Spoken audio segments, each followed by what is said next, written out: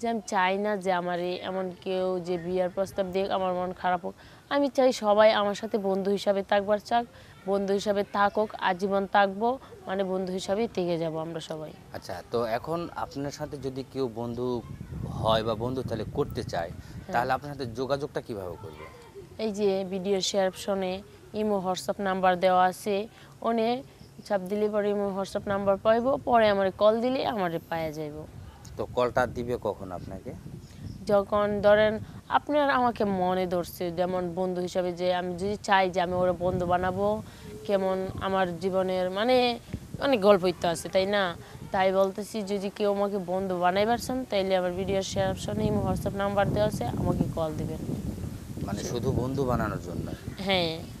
অন্য কোনো কিছু না? না, কারণ আমার যদি একটা সন্তান থাকতো, কিংবা ধরেন আমার একটা বোন থাকতো, কিংবা এও থাকতো, আমার পাশে কোনো দুঃখ ছিল না। আর আমার স্বামী আমার রাইখা গেছে 5 মাস, এস পর্যন্ত কিছু থেকে একটা ফোন দেয় নাই, কিছু নাই। একলা জীবন কি কাটানো যায়?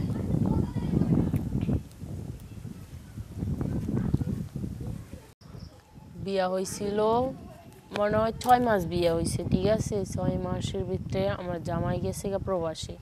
আমার জামাই বাট প্রবাসী থাকে, তো আমি থাকি একলা মানুষ, ঠিক আছে। আমার শাশুড়ির কাছে থাকি। আমার বুঝেন, বুঝতেই তো পারেন একটা স্বামী যখন একটা মেয়ের কাছে যখন স্বামী না থাকে তো কেমন লাগে, আপনারা তো বুঝতেই পারেন। তো আমার স্বামী আছে প্রবাসী, মানে আমি একলা একলা থাকি বাসায়। আমার শাশুড় শ্বশুরের কাছে থাকি। একটা সন্তান নাই, মানে একটা কেউ নাই যে আমার পাশে, যে আমার সাথে গল্প করব, যে আমার সাথে একটু সময় কাটাবো। যে ছিল সেও চলে গেছে, অনেক কষ্টে আছি। তবু বলতেছি যে আমার সাথে একটা বন্ধু কিংবা ফ্রেন্ড থাকতো, তবু আমার খুব ভালো লাগতো। মানে একটা সন্তান থাকতো, তার সাথে আমি খেলা করতে পারতাম। বাট আমার কেউ নাই, এমন কেউ নাই যে আমার সাথে একটু গপ্প করবো। আর শাশুড় শাশুড়ি ওরা তো আর জামাইয়ের অধিকার দিতে পারবো না। ওরা তো শুধু মায়ের মতো, মানে মেয়ের মতো, নিজের মেয়ের মতো তো স্নেহ ভালোবাসা দিতে পারবে। আমি চাইছিলাম যে একটা মনের মানুষ যাতে আমার পাশে সবসময় থাকে। আমার কিন্তু বিয়া হয়েছিল, বাট আমার স্বামী থাকে প্রবাসে। আমার প্রবাস থেকে তো আর আমার স্বামী প্রতিদিন আমার কাছে আসতে পারবো না, তাই আমার জীবনটারে আমি কষ্ট করে হাতে ধইরা মানে সাজাইতেছি, খুব কষ্টে আছি। তো আপনার গ্রামের বাড়ি কোথায়? আমার গ্রামের বাড়ি ফিরাতপুর। আচ্ছা, আপনার নাম? আমার নাম মিস রোমা। তো আপনি এখানে আসছেন, এর আগে কি কখনো এরকম কষ্টের কোনো কথা বলছিলেন, কোনো ভিডিও বানাইছিলেন?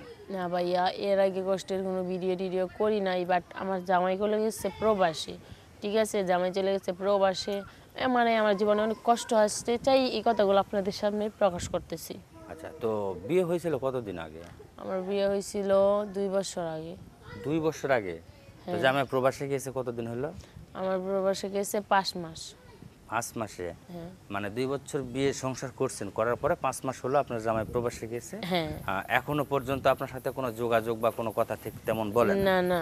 তো যে আপনি আপনি এখন বর্তমান যে সিদ্ধান্ত বা নিতে চাচ্ছেন সেটা কি করতে চাচ্ছেন আপনি এখন বর্তমান? আমি চাইতেছি, যে বলতেছি আপনারা এমন কেউ যে আমাকে বিয়ার প্রস্তাব দিবেন না।